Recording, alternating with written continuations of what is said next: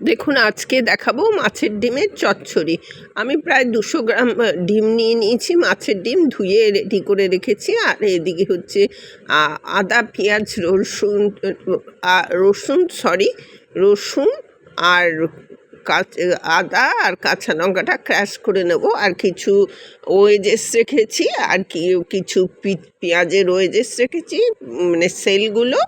আর কিছু পেঁয়াজ কুচি করে রেখেছি, টমেটো নিয়েছি আর ক্যাপসিকাম নিয়েছি। এই হলো আমার ইনগ্রিডিয়েন্টস। এবার আপনার কড়াটা তো যথারীতি বসিয়ে দিয়ে পেঁয়াজটা দিয়েছি। পেঁয়াজটা এমনভাবে ভাজবেন যাতে এটা না মানে বেরেস্তা হয়, একটু সফটই থাকবে এগুলো। এইটা বেরেস্তা হলে ভালো লাগবে না। এবার এর মধ্যে ক্র্যাশ করা আদা, রসুন আর কাঁচা লঙ্কা যে ক্র্যাশ করে রেখেছি সেইটা আমি এর মধ্যে দিয়ে দেব। বাই দ্য ওয়ে, আমি নূপুর, আপনারা দেখছেন smile with Nupur and Tania. Please একটু সাবস্ক্রাইব করে দেবেন, বেল আইকনটা টিপতে ভুলবেন না, লাইক শেয়ার করে একটু পাশে থাকবেন। নিত্য নতুন এরকম রেসিপি পেতে আমার চ্যানেলটা সাবস্ক্রাইব করে পাশে থাকলে যখনই নোটিফিকেশান যখনই আমি আপলোড করব তখনই নোটিফিকেশান আপনাদের কাছে পৌঁছে যাবে। এবার আমি ওই যে ক্র্যাশ করা আদা আর রসুন আর কাঁচা লঙ্কা দিয়েছি, ওটা হয়ে যাবার পরে মাছের ডিমটা দিয়ে দিয়েছি। মাছের ডিমটা দিয়ে আর নাড়াচাড়া করবেন না, কারণ মাছের ডিমটা একটু শক্ত হতে দিতে হবে। এবার যথারীতি এটা শক্ত হয়ে গেছে, এটাকে একটু ভেঙে নিতে হবে। এবার এর মধ্যে, এই মাছের ডিমের মধ্যে আমি কিছু ড্রাই স্পাইসেস দিয়ে দেবো, যেমন ধরুন হলুদ, জিরে, ধনে, লঙ্কার গুঁড়ো, নুন। এই কটা দিয়ে আমি ভালো করে একটু জল দিতে হবে, তার কারণ এটা জল পড়ে না সাধারণত। যদি মশলাগুলো আমি জলে গুলে দিতাম তাহলে আমার জলটা লাগতো না। এটা ভীষণ সুস্বাদু হয় এবং ভাত রুটি সাথে আপনি অনায়াসে এটা পরিবেশন করতে পারেন। এবার দেখুন, এটাকে একটু যেগুলো হয়েছে, একটু শক্ত হয়েছে, সেটাকেই একটুখানি ভেঙে ভেঙে দেবেন। এটা বেশ অতিরিক্ত সুন্দর হয়, মানে খুবই ভালো হয়।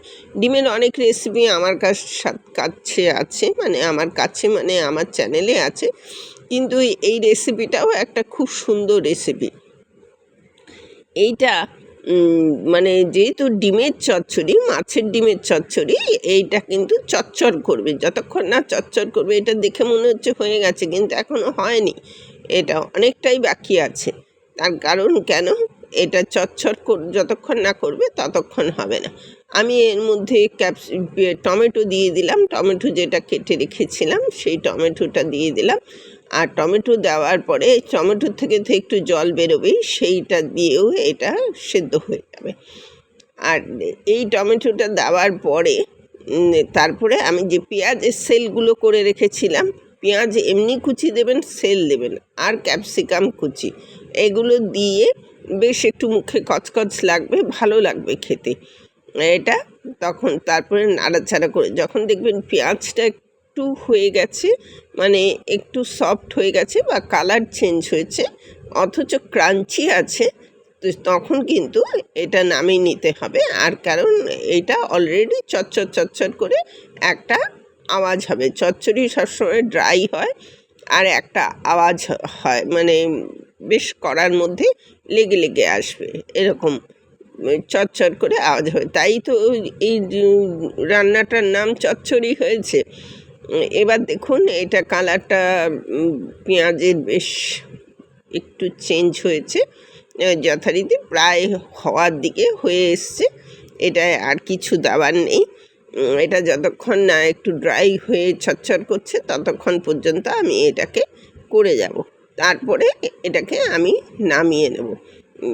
আর যদি আপনার এটার মধ্যে জল দেবেন না, জল ছাড়াই করবেন। আমি ওইটুকু মশলার জন্যেই জলটা দিয়েছি, নাহলে ওইটুকু জলও আমি দিতাম না, এটা অটোমেটিক্যালি হয়ে যাবে। যাই হোক, রেডি টু সার্ভ। এতক্ষণ আমার সাথে থাকার জন্য অশেষ ধন্যবাদ।